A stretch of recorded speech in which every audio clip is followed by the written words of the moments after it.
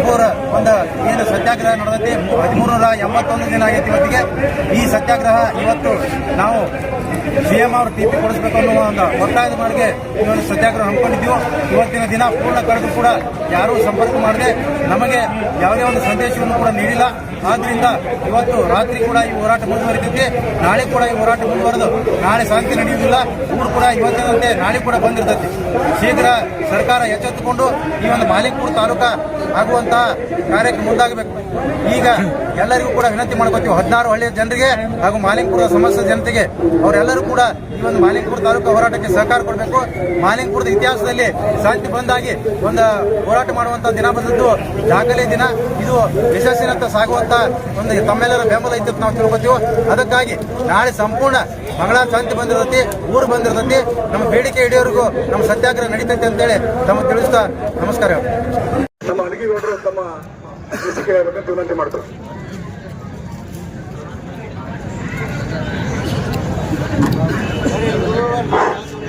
ಈ ಸಾಯಂಕಾಲ ಶುಭ ಸಮಾರಂಭದ ವೇದಿಕೆಗೆ ಆಗಮಿಸಿದಂತ ಎಲ್ಲ ನನ್ನ ಅಣ್ಣ ತಮ್ಮಂದರಿಗೆ ಕೈ ಮುಗಿತಾ ಪರಮ ಪೂಜ್ಯ ಮಹಾಲಿಂಗೇಶ್ವರ ಪಾದಕಮಲಗಳಿಗೆ ನಮಸ್ಕರಿಸುತ್ತಾ, ಆತ್ಮೇರೆ ಕಳೆದ 30 ವರ್ಷಗಳಿಂದ ನಡೆದುಕೊಂಡು ಬಂದಂತಹ ಹೋರಾಟದ ಬಗ್ಗೆ ನಮ್ಮ ಪರಮ ಪೂಜ್ಯ ಶ್ರೀ ಹಿಟ್ಟಿನಮಠ ಸ್ವಾಮಿಗಳು ಬಹಳ ಚೆನ್ನಾಗಿ ಹೇಳಿದರು. ಈಗ ನಾನು ಮುಂದೆ ಏನು ವಿಷಯ ಪ್ರಸ್ತಾಪ ಮಾಡ್ಬೇಕಂತ ಮಾಡಿದ್ನಿ ಅಂದ್ರೆ, 4 ವರ್ಷದಿಂದ ತಾಲೂಕಾ ಹೋರಾಟ ಯಾಕೆ ನಡೀತು ಅಥವಾ ಇದ್ರದ್ದು ಏನ್ ಲಾಭ ಐತಿ, ಇದು ಆಗದಿದ್ರೆ ಏನೇನ್ ನುಕ್ಸಾನ ಐತಿ ನಮಗ ಅನ್ನೋ ಬಗ್ಗೆ ಚರ್ಚೆ ಮಾಡ್ಲಿಕ್ಕೆ ನಾನು ವಿಷಯಗಳನ್ನ ಒಂದು 5 ನಿಮಿಷದಲ್ಲಿ ಮಂಡಿಸ್ತೀನಿ. ಆದ್ಮೇಲೆ ಈ ಮಾಲಿಂಗ್ಪುರದ ಸ್ಥಿತಿ ದಯವಿಟ್ಟು ಯಾರ ಕುಂಡ್ರವ್ರು ಸ್ವಲ್ಪ ಕೂತ್ರೆ ಬಹಳ ಅನುಕೂಲ ಆಗತ್ತೆ. ಇಲ್ಲಿ ಡೋಲ್ ಸರಿಸ್ತೀವಿ, ಸ್ವಲ್ಪ ಜನ ಬಂದ್ ಕೂತ್ರೆ ಬಹಳ ಯಾಕೆ ಮಾಡಕ್ ಹೊರಟಿವಿ ಅನ್ನೋದ್ರ ಬಗ್ಗೆ ನಾ ಒಂದ್ 2 ಮಾತು ಮಾತಾಡ್ತೀನಿ. ದಯವಿಟ್ಟು ಎಲ್ಲರೂ ಬಂದು ಇಲ್ಲಿ ನಡುಗಡೆ ಕುಂಡ್ರಲಿ ಅಂತೇಳಿ ಒಂದು ವೇದಿಕೆಯಿಂದ ವಿನಂತಿಸ್ಕೊಳ್ತೀವಿ. ಆದ್ಮೇಲೆ ಒಂದು ತಾಲೂಕಾ ಅಂದ್ರೆ 56 ಇಲಾಖೆಗಳು ಮಾಲಿಂಗ್ಪುರಕ್ಕೆ ಬರ್ತವೆ. ಮಾಲಿಂಗ್ಪುರ ತಾಲೂಕಾ ಅಂದ್ರೆ ನಮ್ಮ ಮಾಲಿಂಗ್ಪುರ ನಗರದಲ್ಲಿ 56 ಇಲಾಖೆಗಳು ಬರ್ತವೆ. ಇವತ್ತು ಒಂದು ಕಂದಾಯ ಇಲಾಖೆ ಬಗ್ಗೆ ನಾವು ಒಂದು ವಿಚಾರಣೆ ಮಾಡ್ಕೊತ ಹೋದ್ರೆ, ನಾವೇನಾದ್ರೆ ಮನ್ಯಾಗ ಹಿರಿಯರ್ ಸತ್ರ ಅಂದ್ರೆ ಮಕ್ಕಳದು ವಾಟನೆ ಮಾಡ್ಬೇಕಾದ್ರೆ, ಒಂದ ವಾಸ ಮಾಡ್ಬೇಕಾದ್ರೆ, ಒಂದು ಹೊಲ ಮಾಡ್ಬೇಕಾದ್ರೆ ಆಕಾರ ಮಂದಿ ಬರ್ಸಕ್ ನಾವ್ ಎಲ್ಲಿಗೆ ಹೋಗ್ಬೇಕು? ಮೊದಲು ತಹಸೀಲ್ದಾರ್ ಆಫೀಸ್ಗೆ ಹೋಗ್ಬೇಕು. ಮೊದಲು ತಹಸೀಲ್ದಾರ್ ಆಫೀಸ್ ಹೋಗಿ ಉತ್ತಾರ ತಗೊಂಡು ಆಕಾರ ಮಂದಿ ಒಳಗೆ ಬರ್ಸ್ಕೊತೀವಿ. ಅರ್ಜಿ ಹಾಕಕ್ ಎಲ್ಲಿ ಹೋಗ್ಬೇಕು? ತೀರ್ದಾಳಕ್ ಹೋಗ್ಬೇಕು, ನಾಡ ಕಚೇರಿಗೆ.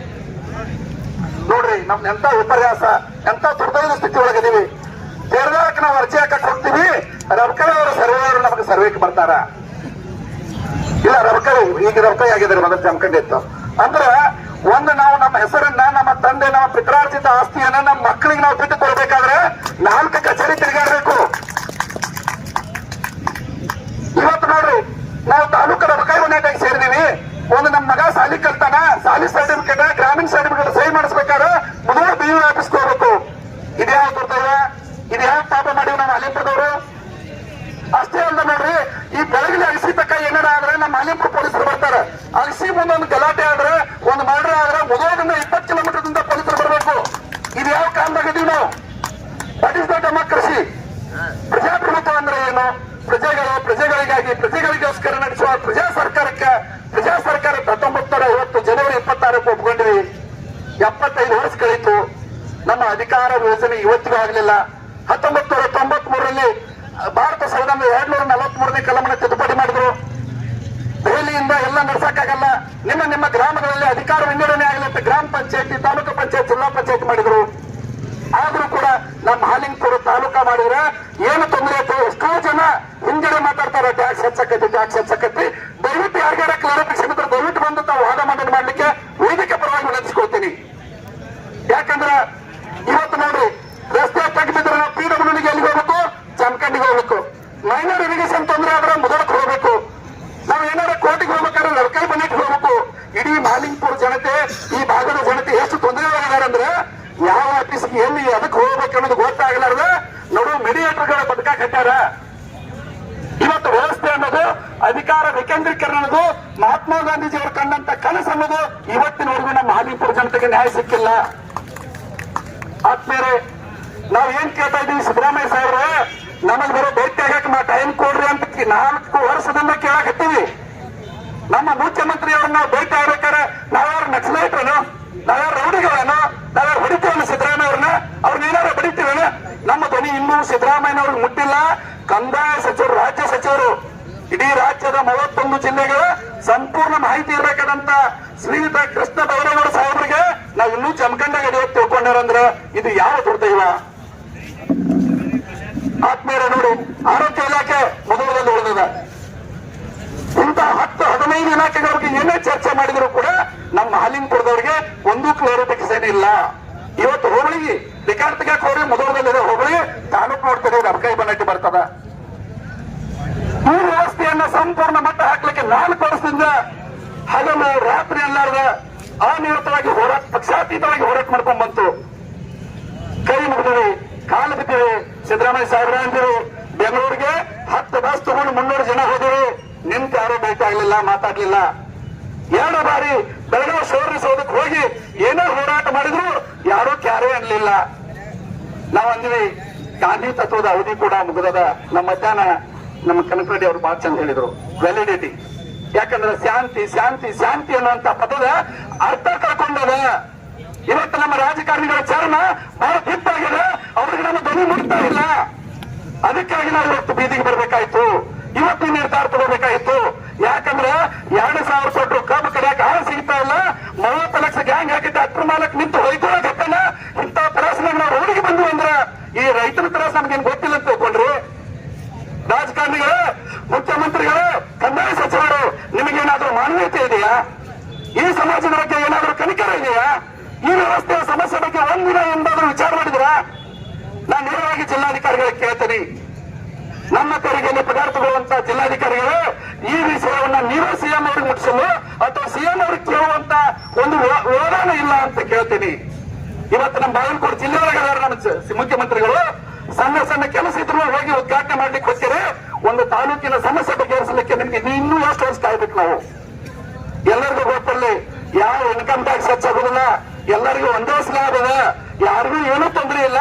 ನೀವು ಹಾಲಿಂಗ್ಪುರದೊಳಗೆ ತಾಲೂಕು ಆದ್ರೆ ನಿಮ್ದು ಏನೋ ಒಂದು ಸರ್ಟಿಫಿಕೇಟ್ 10 ನಿಮಿಷನಾಗ ಹೋಗಿ ಬಂದು ನಿಮ್ಮ ಅಂಗಡಿಯಾಗ ಕೊಡಿರ್ತೀರಿ. ಹಳ್ಳಿಯಿಂದ ಬರುವಂತ ಮನುಷ್ಯ ಮಾಲೀಕರಿಗೆ ಬಂದು 1 ತಾಸಿನ ಕೆಲಸ ಮಾಡ್ಕೊಂಡು ಮನಿ ಕಾಣ್ತಾನ. ಆದ್ರೆ ಇವತ್ತು ಪರಿಸ್ಥಿತಿ ಏನಾಗಿದೆ? ಇಷ್ಟೆಲ್ಲ ಯಾಕೆ ಕಷ್ಟಪಡಬೇಕು? ನಾವು ಇಷ್ಟೆಲ್ಲ 100ಕ್ಕೆ 70 ರೂಪಾಯಿ ಟ್ಯಾಕ್ಸ್ ಕಟ್ಟಿದ್ರು ಕೂಡ 10 ರೂಪಾಯಿನ ಮನೆಗೆ ಬರ್ತಾ ಇಲ್ಲ. ಏನ್ ಕಾರಣ ಇದಕ್ಕೆಲ್ಲ? ಆತ್ಮೀಯ ಬಂಧುಗಳೇ, ದಯವಿಟ್ಟು ವಿಚಾರ ಮಾಡಿ.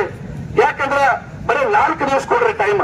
4 ದಿವಸ ಹಾಲಿಂಗ್ಪುರದವ್ರು ಗಟ್ಟಿಯಾಗ್ರೆ ತಾಲೂಕು ಘೋಷಣೆ ಮಾಡಿ ಈ ವೇದಿಕೆ ತೆಗೆಯುವಂತ ಹೇಳ್ತೀನಿ. ಯಾಕಂದ್ರೆ ಎಲ್ಲಿವರೆಗೆ ನೀವು ಜನ ಗೊತ್ತಾಗೋದಿಲ್ಲ, ಎಲ್ಲಿವರೆಗೆ ಜನ ಹೊರಗೆ ಬರೋದಿಲ್ಲ, ಅಲ್ಲಿವರೆಗೆ ಯಾವ ರಾಜಕಾರಣಿ ಕೂಡ ನಮ್ಮ ಮಹಾಲಿಂಗ್ಪುರ ಕಡೆ ಕಣ್ಣು ತೆಗೆದು ಕೂಡ ನೋಡುವುದಿಲ್ಲ. ವ್ಯವಸ್ಥೆ ಅನ್ನೋದು ಕೆಟ್ಟು ಹೋಗ್ಬಿಟ್ಟದ. ಇವತ್ತು ಪ್ರತಿಯೊಂದಕ್ಕೂ ಕೂಡ ಕನ್ಫ್ಯೂಷನ್ ಅಲ್ಲಿದ್ದೀವಿ ಮಹಾಲಿಂಗ್ಪುರ ಜನತೆ. ಯಾವ ಕೆಲಸ ಎಲ್ಲಿ ಮಾಡ್ಬೇಕು ಅನ್ನೋದು ಒಂದು ಅರ್ಥ ಆಗ್ತಾ ಇಲ್ಲ.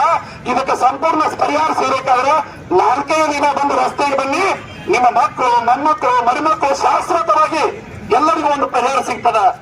ದಯವಿಟ್ಟು ಸರ್ಕಾರಗಳು ವೇದಿಕೆ ಬಂದು ಮಾತಾಡಬೇಕಂತ ಹೇಳ್ತಾ ನನ್ನ ಮಾತುಗಳಿಗೆ ಹೇಳ್ತೀನಿ. ಜೈ ಹಿಂದ್, ಜೈ ಕರ್ನಾಟಕ. ಇವತ್ತಿನ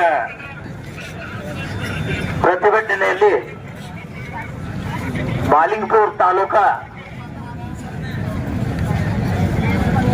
ಆದ್ರ ಏನಗತಿ ಅನ್ನೋದಂತ ತಿಳಿಯಾಗ ಇವತ್ತ ತಿಳ್ಕೊಂಡಂತ ಜನರಿಗೆ ಬರೀ ಟ್ಯಾಕ್ಸ್ ಹೆಚ್ಚಗತಿ, ಆಮೇಲೆ ಮಾಲಿಂಗಪುರದಾಗ ಇದ್ರ ಎಲ್ಲಾ ಆಫೀಸ್ಗಳ ಇಲ್ಲೇ ಆಗೋದ್ರಿಂದ ಏನಾಗತಿ ತಮ್ಮ ಸವಿಸ್ತಾರವಾಗಿ ಮಾತನಾಡಿದಂತ ಅರ್ಜುನಗೌಡ ಹಲ್ಲಿಗೆ ಅವರಿಗೆ ಒಂದು ತಾಲೂಕಾ ಹೋರಾಟ ಸಮಿತಿಯ ಹಾಗೂ ಮಾಲಿಂಗಪುರ ಸಮಸ್ತ ನಾಗರಿಕರವರಿಗೆ ಅವರಿಗೆ ಧನ್ಯವಾದಗಳನ್ನು ಅರ್ಪಿಸುತ್ತೇವೆ.